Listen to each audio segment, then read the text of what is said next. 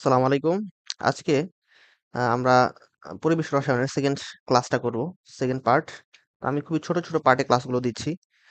যাতে দেখার ধৈর্য থাকে আরকি। মানে একটানা বড় ক্লাস দিলে আরকি দেখার ধৈর্য আমার থাকতো না আরকি আমার স্টুডেন্ট লাইফে। ওই সময়তে আমি ছোট, ছোট ক্লাস দিচ্ছি। তো আজকে আমরা মূলত হচ্ছে এই চ্যাপ্টারের মূল পড়াশোনা যেখান থেকে কোয়েশ্চেন আসে, যেখান থেকে পড়াশোনা শুরু সেটা শুরু করব। ঠিক আছে? তো আমরা চ্যাপ্টারটা একটু শুরু করব এখন।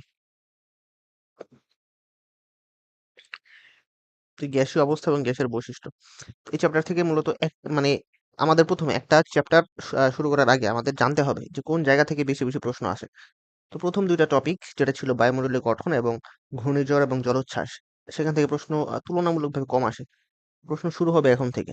এখন থেকে মোটামুটি একদম লাস্ট পর্যন্ত আহ দু একটা টপিক বাদে প্রায় সবগুলো পাঠ থেকেই প্রশ্ন আসে।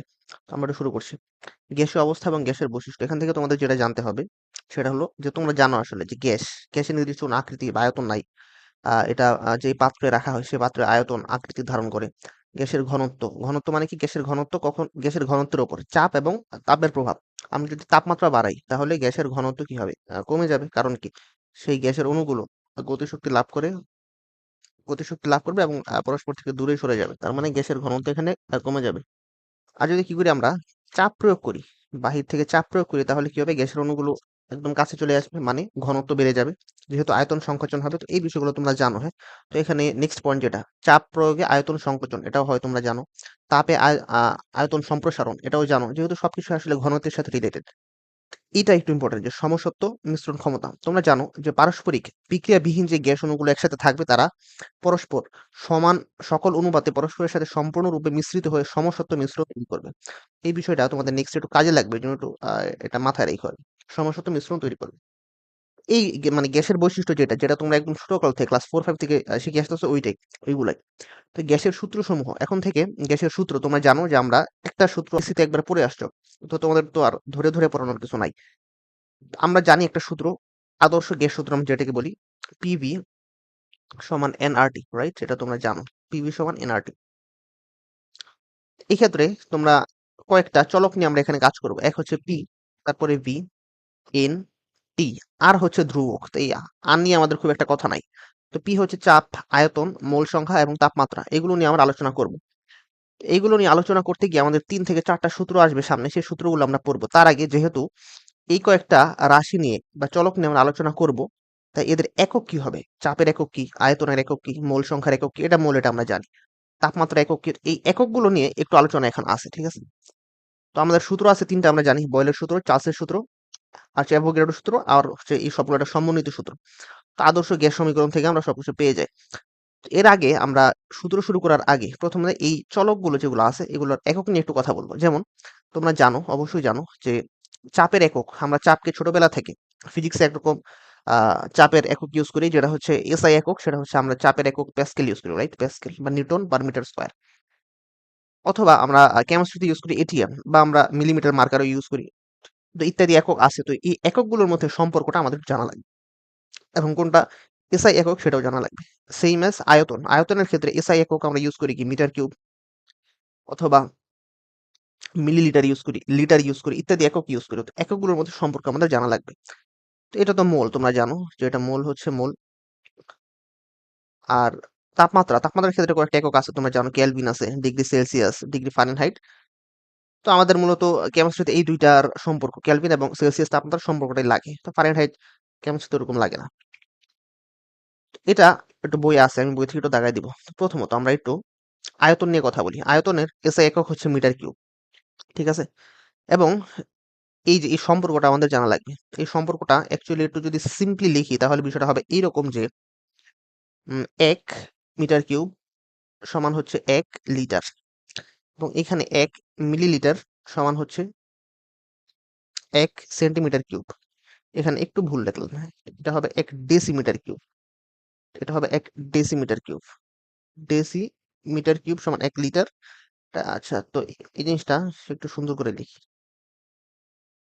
এটা হচ্ছে ১ ডেসিমিটার কিউব সমান ১ লিটার, ১ মিলিলিটার সমান ১ সেন্টিমিটার কিউব।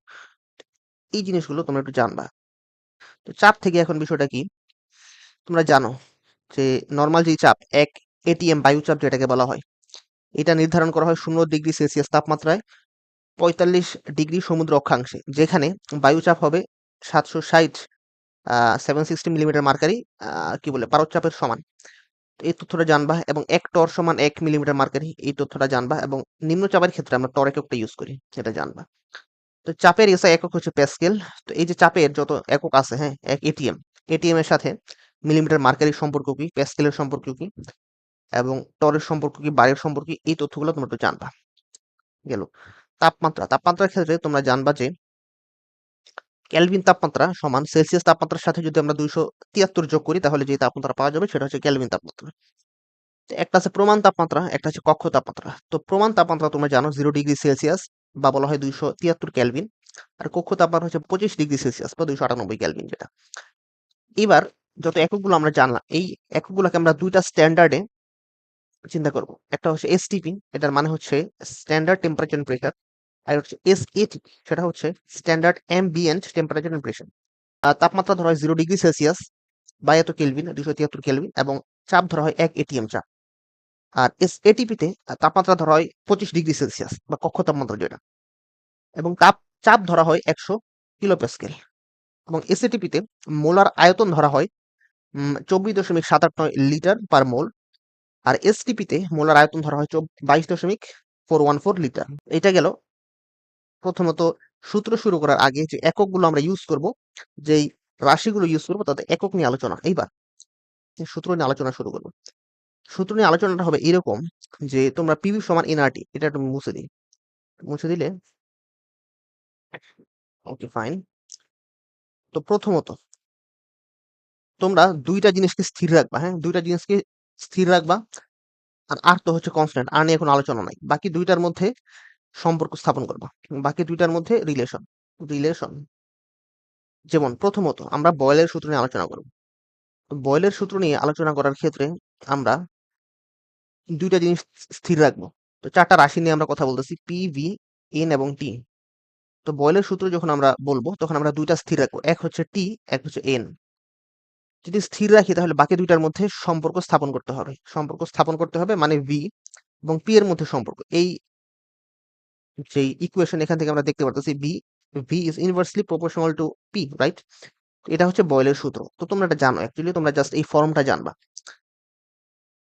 যদি তোমাদের অপশন এরকম থাকে যে P is inversely proportional to 1/v, actually mathematically দুইটাই কারেক্ট, বাট যদি এই দুইটা একসাথে অপশনে থাকে তোমরা এটা দাগাবা, ঠিক আছে? এটা গেল বয়েলের সূত্র। 2 নাম্বার চার্লসের সূত্র। তাহলে চার্লসের সূত্রে আমরা দুইটা জিনিস স্থির রাখবো, কি কি? এক হচ্ছে চাপ পি, আর একটা এন। পি এবং এন যদি স্থির রাখি তাহলে বাকি দুইটার মধ্যে সম্পর্ক স্থাপন করতে হবে। আর কি আছে? আর আছে টি এবং ভি, রাইট? তো সেই প্রথম সমীকরণ থেকে আমরা দেখতে পারি যে ভি ইজ প্রপোর্শনাল টু টি। তো V is proportional to T, right? এটা হচ্ছে আরেকটা সূত্র। তো এইভাবে আমরা বের করব। তো তাহলে আমাদের একটু মনে রাখতে সোজা হবে, হ্যাঁ? তো আমরা একটু এখন বই চলে যাই। তো অনেক কিছু লিখলাম, এখন একটু বই চলে যাই, জাস্ট দাগাই দিব আরকি।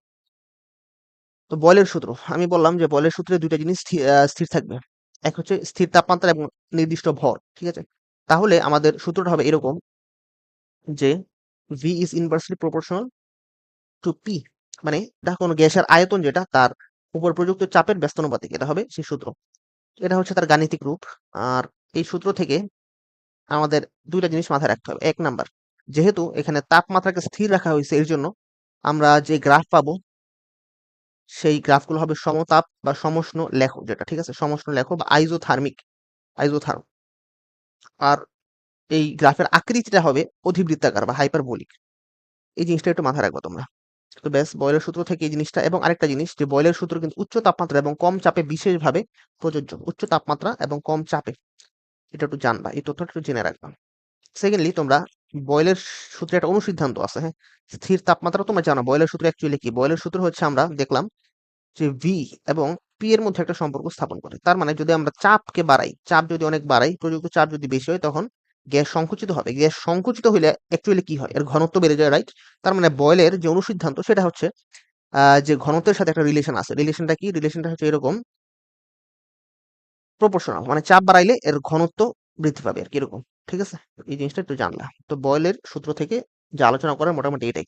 বাট চার্লসের সূত্র থেকে আমরা জানি দুইটা জিনিস স্থির রাখবো, আমরা বলছিলাম যে চার্লসের সূত্র থেকে স্থির চাপ এবং নির্দিষ্ট ভর নির্দিষ্ট রাখলে আমরা কি নিয়ে আলোচনা করব? আমরা অ্যাকচুয়ালি আলোচনা করব যে কোনো গ্যাসের আয়তন কেলভিন তাপমাত্রার সমানুপাতিক হয়। এই জিনিসটা আমরা জানি। তো সেকেন্ডলি আমরা জানবো যে 0 কেলভিন এটাকে বলা হয় পরম শূন্য তাপমাত্রা। অবশ্যই খেয়াল রাখতে হবে এখানে এইটা যে এখানে কিন্তু মাইনাস আছে। বুঝছো? -273 শুধু 273 আচ্ছা মাইনাস আছে। মাইনাসটা খেয়াল রাখতে হবে। এবং এটা পরম শূন্য তাপমাত্রা এটাকে বলা হয় কেন? কারণ এখানে তাত্ত্বিকভাবে যেকোনো গ্যাসের আয়তন শূন্য ধরা হয়। সেজন্য এটাকে বলা হয় যে -27°C কিংবা 0 কেলভিন অথবা বলা হয় এটা পরম শূন্য তাপমাত্রা। আর এটা হচ্ছে প্রমাণ তাপমাত্রা। সেটা হচ্ছে 273 প্লাস 273 যেটা বা শুধু 273 সেটা হচ্ছে প্রমাণ তাপমাত্রা। আচ্ছা। এটার যে গাণিতিক রূপ সেটা তোমরা জানো। এটা হচ্ছে এইটা। এবং এখানে যেহেতু চাপকে নির্দিষ্ট করা হয়েছে, চাপকে স্থির রাখা হয়েছে এর জন্য এই লেখাটা হবে সমচাপীয় লেখ বা আইসোবার। ঠিক আছে? এবং আইসোবার হবে। তো এই জিনিসটা তোমরা একটু জানবা। চার্লসের সূত্র গেল। তো এবারে গে-লুসাকের সূত্র। গে-লুসাকের চাপের সূত্র। তো এখান থেকে তোমাদের যেটা জানতে হবে যে গে-লুসাকের সূত্রটা অ্যাকচুয়ালি চার্লসের সূত্র থেকেই আসছে।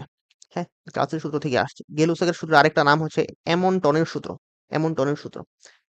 তো গে-লুসাকের সূত্রে আমরা ২ টা জিনিসকে স্থির রাখবো। স্থির আয়তন এবং নির্দিষ্ট পরিমাণ। অর্থাৎ n কে স্থির রাখবো এবং v কে স্থির রাখবো। তাহলে আমাদের p এবং t এর মধ্যে একটা রিলেশন আসবে। তো আমরা জানি p is proportional to t। তার মানে p এর সাথে t সম্পর্কটা হচ্ছে সমানুপাতিক। এই PV সমান nRT সূত্র থেকে আমরা দেখতেছি। এটাই হবে সেই সম্পর্কটা।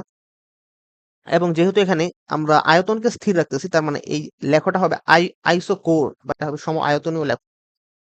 তার মানে এখানে তাপমাত্রা বৃদ্ধি করলে গ্যাসের চাপ বৃদ্ধি পায়। কেন বৃদ্ধি পায়? কারণ যখন আমরা তাপমাত্রা বৃদ্ধি করি তখন গ্যাসের অণুগুলো গতিশক্তি লাভ করে এবং গতিশক্তি লাভ করে গ্যাসের যে পাত্র সে পাত্রের গায়ে আরো বেশি জোরে জোরে আঘাত করে। এর জন্য চাপ বৃদ্ধি পায় আরকি। এই জিনিসটা তোমরা জানো। কেন বৃদ্ধি পায় সেটা পরের কথা, সেটা তোমরা জানো। কিন্তু এখন না জানলেও চলবে যারা জানো না। এখন যেটা জানতে হবে সেটা হলো তাপমাত্রা যদি বাড়ায় তাহলে চাপ বৃদ্ধি পাবে। সেটা জানলেই হবে। আচ্ছা। পরে হইলো অ্যাভোগাড্রোর সূত্র। ঠিক আছে? অ্যাভোগাড্রোর সূত্র। এই অ্যাভোগাড্রোর সূত্রে আমরা ২ টা জিনিসকে স্থির রাখবো। স্থির তাপমাত্রা এবং স্থির চাপ যদি স্থির রাখি তাহলে আমাদের আয়তন এবং মোল সংখ্যার মধ্যে একটা সম্পর্ক আসবে। সম্পর্কটা হবে এরকম যে V is proportional to N। ঠিক আছে? V is proportional to N। এখান থেকে আমাদের জানতে হবে যে অ্যাভোগাড্রোর সংখ্যাকে আমরা NA দিয়ে প্রকাশ করি এবং অ্যাভোগাড্রোর সংখ্যাটা হচ্ছে 6.022 into 10 to the power 23। ১ মোল অণু, ঠিক আছে? ১ মোল অণু, ১ মোল পরমাণু। তো অণু থাকলে আমরা বলবো যে ১ মোল অণুর মধ্যে 6.02 into 10 to the power 23 টি অণু আছে। যদি ১ মোল পরমাণু বলে আমরা বলবো এতটি পরমাণু আছে। এই জিনিসটা জানো। তো মোলার আয়তন। তো মোলার আয়তনের মধ্যে তোমরা এসটিপি তে আয়তন কত জানো? এসএটিপি তে কত জানো? তো ২০ ডিগ্রিতে কত জানো না এটা একটু জেনে নিবা। ঠিক আছে? ফাইন। এই যে কিছু ম্যাথ আছে আমি ম্যাথের জন্য একটা আলাদা ডেডিকেটেড ক্লাস দেব যেহেতু পরিবেশ রসায়ন থেকে ম্যাথ আসবে। ছোট, ছোট ম্যাথ আসবে। তো ম্যাথের জন্য মানে আলাদা, আলাদা ক্লাস দিব। তাও তোমরা যদি প্র্যাকটিস করতে চাও এই ম্যাথগুলো করে রাখবা। এবার হচ্ছে সমন্বয় সূত্র। বয়েল-চার্লসের সমন্বয় সূত্র। সমন্বয় সূত্র বয়েলস এবং চার্লসের সূত্রে কি আলোচনা করা হইছে অ্যাকচুয়ালি? বয়েলসের সূত্রে আলোচনা করা হইছে V is inverse equal to 1/P। চার্লসের সূত্রে আলোচনা করা হইছে যে চাপকে যদি আমি স্থির রাখি তাহলে V is proportional to T। এই ২ টাকে আমরা কম্বাইন করলে বিষয়টা হবে এরকম V is proportional to T/P, right? এই জিনিসটাকে তোমরা এভাবে লিখতে পারো যে P1 V1/T1 সমান P2 V2/T2। এই জিনিসটাই হচ্ছে বলা হয়েছে এখানে। ঠিক আছে? তো এই জিনিসটা নিয়ে আলোচনা করা হইছে। এটা হচ্ছে বয়েলস-চার্লসের সমন্বয় সূত্র। আরেকটা আছে আদর্শ গ্যাস সূত্র। এই জিনিসটা ইম্পোর্টেন্ট। এই একটা সূত্র জানলেই তোমাদের সবকিছু আলোচনা হয়ে যাবে। এটাকে বলা হয় আদর্শ গ্যাস সমীকরণ। এখানে একটা ধ্রুবক আছে R, এটাকে বলা হয় সার্বজনীন গ্যাস ধ্রুবক। ঠিক আছে? এই জিনিসটা সম্পর্কে একটু জানতে হবে। এই সার্বজনীন গ্যাস ধ্রুবকের একক জানতে হবে। অনেকগুলো একক আছে। এই ৪ থেকে এককগুলা জানতে হবে। সবগুলা জানতে পারলে ভালো। বাট এত জানার দরকার নাই। ব্রেইনে এত কিছু থাকবে না। তো ম্যাথ করার জন্য আমরা এইচএসসি তে কিছু মান জানতাম। যেমন লিটার এটিএম এ কত, এসআই এককে কত। এই ২ টা মাস্ট জানতেই হবে। আর ক্যালোরি এককে কত এটা যদি তোমরা একটু জানতে পারো, একটু মনে রাখতে পারো খুবই ভালো হয়। তো এই ৩ টা মোটামুটি জানলেই হয়ে যাবে। আরেকটা হচ্ছে বোল্টজম্যান ধ্রুবক। ঠিক আছে? তো বোল্টজম্যান ধ্রুবক এটা কি? এটা হচ্ছে R/NA। ঠিক আছে? R/ অ্যাভোগাড্রোর সংখ্যা। এটা হচ্ছে বোল্টজম্যান ধ্রুবক। এইটার যে একক ২ টা এককই আমাদের একটু জানতে হবে। লিটার এটিএম এককে কত, জুল এসআই এককে কত। এই ২ টা ভ্যালু আমাদের একটু মুখস্থ রাখতে হবে। এবার আদর্শ গ্যাসের সমীকরণ অ্যাকচুয়ালি আমরা কখন ব্যবহার করব এবং ব্যবহার করে কি বের করতে পারবো? ১ নাম্বার হচ্ছে আণবিক ভর বের করতে পারবো। আরেকটা হচ্ছে ঘনত্ব বের করতে পারবো। ঠিক আছে? এটা গেল আদর্শ গ্যাস সমীকরণের ব্যবহারটা। আচ্ছা, এইবার তাহলে সূত্র নিয়ে মোটামুটি আমাদের আলোচনা এই পর্যন্তই ছিল। এই যে কিছু ম্যাথ আছে, এই ম্যাথগুলো অবশ্যই তোমরা একটু করবা। আমি ম্যাথের জন্য আলাদা একটা ক্লাস দেবো, এই জন্য আজকে ম্যাথ আর দেখাচ্ছি না।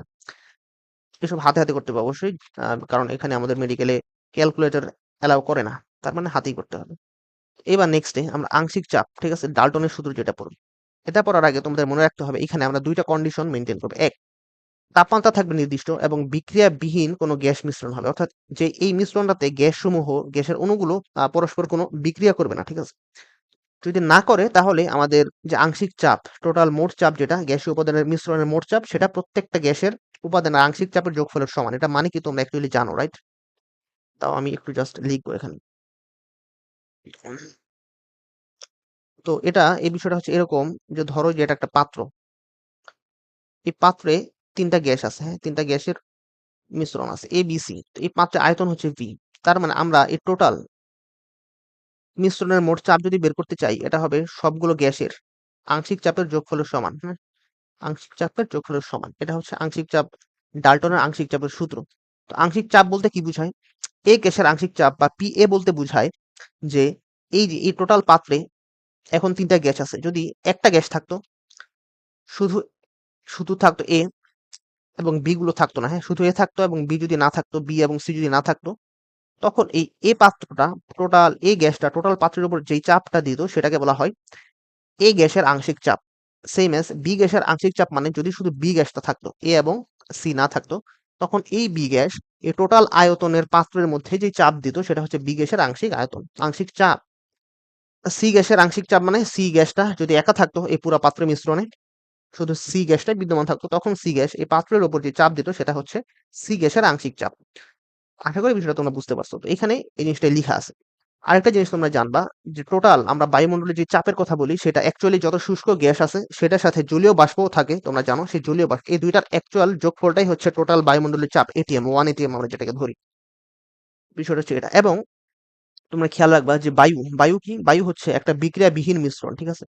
এবং এখানে গ্যাসসমূহ সকল অনুপাতে মিশ্রিত হয়ে একটা সমসত্ব মিশ্রণ তৈরি করে এবং প্রতিটি উপাদান একক গ্যাস রূপে আচরণ করে। এই এই এই বিষয়গুলো, এই তথ্যগুলো একটু জানবো তোমরা।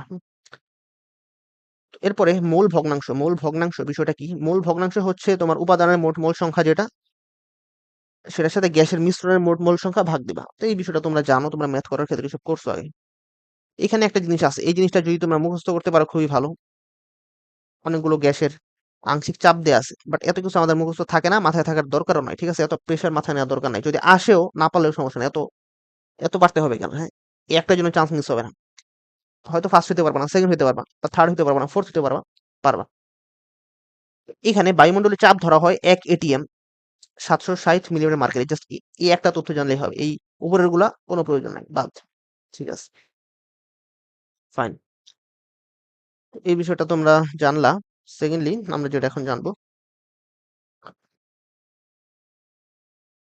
গ্রাহামের ব্যাপন সূত্র, ঠিক আছে। তো গ্রাহামের যে ব্যাপন সূত্রটা, ব্যাপন বা অনুব্যাপন, ব্যাপন বা অনুব্যাপন থেকে প্রথমে ব্যাপনের সংজ্ঞা জানবো, অনুব্যাপন বা নিঃসরণের সংজ্ঞা জানবো। তো ব্যাপনের সংজ্ঞার মধ্যে আমার তিনটা জিনিস খেয়াল রাখতে হবে। এক, উচ্চ ঘনত্বের স্থান থেকে নিম্ন ঘনত্বের স্থানের দিকে কোনো কঠিন, তরল এবং গ্যাসীয় যে কোনোটাই হতে পারে, কঠিন, তরল বা গ্যাসীয় যে কোনো পদার্থের স্বতঃস্ফূর্ত এবং সমভাবে স্থানান্তর হওয়ার যে প্রক্রিয়া সেটাকে বলা হয় ব্যাপন। এক্সাম্পল খেয়াল রাখতে হবে, এক্সাম্পল গুলো একটু খেয়াল রাখবো। উদাহরণ 1, উদাহরণ 2, সুগন্ধির এক্সাম্পল আছে, পটাশিয়াম পারম্যাঙ্গানেটের যে এক্সাম্পল সেটা আছে, এগুলা। নিঃসরণ, এখানে খেয়াল রাখতে হবে বাহ্যিক উচ্চ চাপের প্রভাব থাকবে এখানে। ব্যাপনের ক্ষেত্রে বাইরের যেই চাপ, ভিতরের চাপ, কোনো পাত্রের ভিতরে গ্যাসের চাপ এবং পাত্রের বাইরে গ্যাসের চাপ সমান। বাট অনুব্যাপন বা নিঃসরণের ক্ষেত্রে তোমাকে একটা বাহ্যিক চাপ প্রয়োগ করতে হবে, চাপ প্রয়োগ করলে তখন নিঃসরণ হবে। যদি আমি চাপ প্রয়োগ করি তখন কি হবে, একটা সরু ছিদ্র পথে সজোরে গ্যাস সমূহ একমুখী বের হয়ে যাবে, ঠিক আছে। এটা হচ্ছে নিঃসরণ বা অনুব্যাপন। এক্সাম্পল খেয়াল রাখতে হবে যে অ্যামোনিয়া গ্যাসকে সিলিন্ডারে উচ্চ চাপে রাখা হয়েছে, মানে বাহ্যিক একটা ভালোই চাপ দেওয়া হয়েছে, ঠিক আছে। আচ্ছা, এবার যদি কোনো বাহ্যিক চাপ ছাড়াই এটা হয় তখন আমরা সেটাকে বলবো ব্যাপন। যদি বাহ্যিক চাপ থাকে তখন বলবো অনুব্যাপন বা নিঃসরণ, ঠিক আছে। এই জিনিসটা খেয়াল রাখবা। এখানে আরেকটা তথ্য তোমরা খেয়াল রাখবা, ব্যাপন এবং নিঃসরণ এই দুইটার ক্ষেত্রে অণুগুলোর মধ্যবর্তী দূরত্ব, ব্যাপনের ক্ষেত্রে অণুগুলোর মধ্যবর্তী দূরত্ব থেকে ছিদ্রটার দূরত্ব হবে ছোট, পাত্রের ছিদ্র এটা হবে ছোট। যদি ছোট হয় তাহলে কি হবে, ব্যাপন হবে। আর যদি পাত্রের ছিদ্রটা বড় হয় তখন কি হবে, নিঃসরণ হবে। এই জিনিসটা একটু খেয়াল রাখবে। আর হচ্ছে পার্থক্যের যে চারটা একটু পড়তে হবে, ভালো করে পড়তে হবে। তো প্রথমে তো সংজ্ঞা তো তোমরা পড়লা, পারবা। এক্সাম্পলটা লাগবে, দুইটার এক্সাম্পল পড়বা। এবং হচ্ছে বায়ু চাপ, একই চাপ থাকে, ভিতরে থাকবে অধিক, এই জিনিসটা খেয়াল রাখবা। হ্যাঁ, চাপ, তো চাপের খেয়াল, যাই হোক, তো এই জিনিসটা পড়বা। এবার গ্রাহামের যে ব্যাপনের চাপের সূত্র, এই সূত্রটা তোমরা জানবা। হ্যাঁ, এই সূত্র থেকে আমরা বুঝতে পারি যে যার আণবিক ভর যত কম, সে তত দ্রুত ব্যাপিত হইতে পারে, রাইট? এই তথ্যটাই আমাদের এখান থেকে লাগবে আর কি। এখন ব্যাপন হার, কোনো গ্যাসের ব্যাপন হার নির্ধারণকারী কয়েকটা ফ্যাক্টর আছে, এই ফ্যাক্টরের নামগুলো আমাদের লাগবে। নামগুলো কি কি? গ্যাসের মোলার ভর বা গ্যাসের ঘনত্ব, তাপমাত্রা, চাপমাত্রা, এবং হচ্ছে সূক্ষ্ম ছিদ্র, যেটা আকার এবং ব্যাস, দেয়ালের গায়ে যে সূক্ষ্ম ছিদ্র, এটার আকার বা ব্যাস, ঠিক আছে? এই জিনিসটা আমাদের লাগবে। এই এবং এই ব্যাপন সূত্রে কিছু প্রয়োগ আছে, আধুনিক প্রয়োগ, যেমন গ্যাসের আণবিক ভর নির্ণয় করা, এরপরে হচ্ছে মিশ্রণের উপাদানকে আলাদা করা বা গাড়িকরণ, পৃথকীকরণ করা, এটাকে বলা হয় অ্যাটমোলাইসিস বা অ্যাটমোলোসিস, ঠিক আছে? এই জিনিসটা তোমরা একটু জানো, অ্যাটমোলোসিস কি। তারপর হচ্ছে উম মিথেন গ্যাসের উপস্থিতি নির্ণয়। সবচেয়ে আধুনিক প্রয়োগ হচ্ছে ব্যাপন প্রক্রিয়ার মাধ্যমে একই মৌলের আইসোটোপ, যেটা আইসোটোপ পৃথকীকরণ, ঠিক আছে? যেমন দ্বিতীয় মহাযুদ্ধের সময় ইউরেনিয়াম ধাতুকে ইউরেনিয়াম হেক্সাফ্লুরাইড গ্যাসে আগে রূপান্তরিত করা হয়েছে। তারপর ব্যাপন প্রক্রিয়ায় ইউরেনিয়াম 238 হতে ইউরেনিয়াম 235 আইসোটোপকে পৃথক করা হয়েছে, এবং ইউরেনিয়াম 235 কে দিয়ে পারমাণবিক বোমা তৈরি করা হয়, এই জিনিসটা জানবা। এবং প্রকৃতিতে ইউরেনিয়ামের আইসোটোপ 235টা একটু কম আছে, 238টা একটু বেশি আছে। যেহেতু 235 কম, এর জন্য এটাকে নিউক্লিয়ার জ্বালানি রূপে পাওয়ার স্টেশনে ব্যবহার করা হয়। এই জিনিসটা একটু জানবে, তথ্যটা জানবা, অবশ্যই জানতে হবে। তারপর তোমরা আরেকটা জিনিস জানবা যে গ্যাসের আণবিক গতিতত্ত্ব। এখান থেকে তোমরা জানবা গ্যাসের গঠন। তোমরা জানো যে গ্যাসের গঠন সবগুলো ক্ষুদ্র কণিকা নিয়ে এবং একই সাইজের, আদর্শ গ্যাসের ক্ষেত্রে একই সাইজের সবগুলা, এবং এরা সব দিকে দ্রুত গতিতে সরল রৈখিক পথে সম্ভবত সব দিকে ছোটাছুটি করছে। আয়তন, গ্যাসের অণুগুলোর মোট যে আয়তন, সেটা পাত্রের আয়তনের তুলনায় খুবই নগণ্য, ঠিক আছে? পাত্রের মোট আয়তনের তুলনায় খুবই নগণ্য। এর জন্য মোট আয়তনের অধিকাংশ স্থানই খালি। এদের কোনো আকর্ষণ বা বিকর্ষণ বল নেই, এই জিনিসটা খেয়াল রাখবে, কোনো আকর্ষণ বা বিকর্ষণ বল নেই। এর জন্য স্থিতিস্থাপক সংঘর্ষ হয়, আণবিক সংঘর্ষ, এবং এর প্রকৃতি যেহেতু কোনো আকর্ষণ বা বিকর্ষণ বল নাই, এর জন্য এই সংঘর্ষগুলো হয় স্থিতিস্থাপক সংঘর্ষ, এবং এদের মোট গতিশক্তি স্থির থাকে, ঠিক আছে? আচ্ছা, মোট গতিশক্তি স্থির থাকে। গ্যাসের চাপ যেটা, গ্যাসের অণুর গতিশক্তি যেটা, তো গতিশক্তি তোমরা জানবা। আরেকটা জিনিস, একটা সমীকরণ পিভি সমান 1/3 m capital N C square, এটা হচ্ছে গ্যাসের আদর্শ গ্যাসের গতীয় সমীকরণ। এই জিনিসটা খেয়াল রাখবে, বিজ্ঞানী ক্লসিয়াস এটাকে আহ প্রতিষ্ঠা করছে আর কি, জানবা। এবার একটা জিনিস, আণবিক সংঘর্ষ এবং সংঘর্ষ ব্যাস জিনিসটা কি? আণবিক সংঘর্ষ এবং সংঘর্ষ ব্যাস জিনিসটা কি? এটা যদি আমি একটু খেয়াল একটু তোমাদেরকে দেখাই, যে ধরো যে দুইটা গ্যাসীয় অণু, ঠিক আছে? দুইটা গ্যাসীয় অণু, এটা হচ্ছে তাদের, এই জিনিসটা এখানে লিখা আছে, তোমরা একটু পড়লে এটা বুঝবা আর কি। উম গড় মুক্ত পথ কাকে বলে, এই জিনিসটা একটু দেখবা তোমরা। এবং সংঘর্ষ ব্যাসকে সিগমা ধরা হয়। আণবিক ব্যাস থেকে সংঘর্ষ ব্যাস একটু বড় হয়, 2 অ্যাংস্ট্রম, ঠিক আছে? আচ্ছা, তো সংঘর্ষ ব্যাসের মাত্রা ধরা হয় কত, এই জিনিসটা একটু খেয়াল রাখবা, এত ধরা হয়। আচ্ছা, এবার গ্যাসের বেগ। হ্যাঁ, গ্যাসের কি কি বেগ আছে? তো বেগ আছে তিনটা, আমাদের জাস্ট এদের সমীকরণগুলো একটু খেয়াল রাখতে হবে। প্রথমত সবচেয়ে ইম্পর্টেন্ট, যেটা মূল গড় বর্গবেগ বা আরএমএস বেগ, এটার ইকুয়েশন, এটা একটু খেয়াল রাখা লাগবে। এবং তোমরা জানো যে এটার ভর কম হবে, তার বেগ বেশি হবে। গড় বেগ যেটা, এটার ইকুয়েশনটা খেয়াল রাখতে পারো না, রাখলে সমস্যা নাই। আর হচ্ছে আরএমএস বেগের মানটা একটু বেশি হয়, গড় বেগের মানটা একটু কম হয়। সম্ভাব্য বেগ যেটা, সম্ভাব্য বেগের থেকে সবচেয়ে তোমাদের মেইনলি যেটা লাগবে, সেটা হচ্ছে এই তিনটা বেগের যে অনুপাত, রেশিও, তিনটা রেশিওটা জানলে মোটামুটি হয়ে যাবে। আর হচ্ছে মোটামুটি এইটাই। এখন হচ্ছে শক্তি। হ্যাঁ, কণার গতিশক্তি হিসাব। তো শক্তির এই একটা সূত্র মনে রাখবা, একটা সূত্র, এটা হচ্ছে এন মোল।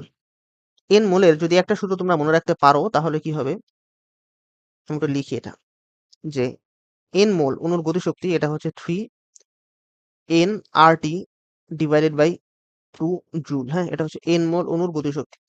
এবার যদি বলে 1 মোল, তখন এন এর জায়গায় শুধু 1 বসবে। যদি বলে এন মোল, তখন এন এর জায়গায় বসবে n/na, right? n/na RT divided by 2, তখন এই এটা নিচে এসে পড়বে। তো তখন বিষয়টা হবে 3nRT ডিভাইডেড বাই 2na, এটা এইখানে লেখা আছে, ঠিক আছে? আর যদি বলি একটি অণুর গতিশক্তি, এই জিনিসগুলো একটু তোমরা একবার দেখলেই এটা পারবা মোটামুটি, সেসব তোমরা একবারে করে আসছো। তো গ্যাসের গতিশক্তি নির্ভর করে কয়েকটা জিনিসের উপর। এক হচ্ছে গ্যাসের পরিমাণ, ঘনত্ব এবং কেলভিন তাপমাত্রার উপর। সূত্রে যা যা আছে ওইগুলাই। তো মোটামুটি এটাই। ঠিক আছে, তো এগুলা জানলেই মোটামুটি হয়ে যাবে। নেক্সট ক্লাসে আমরা আদর্শ গ্যাস নিয়ে এবং এর পরবর্তী যে টপিকগুলো আছে একসাথে আলোচনা করে দিব। তো আজকের জন্য এতটুকুই। নেক্সট ক্লাস দেখার আমন্ত্রণ জানিয়ে আজকে শেষ করলাম। আসসালামু আলাইকুম।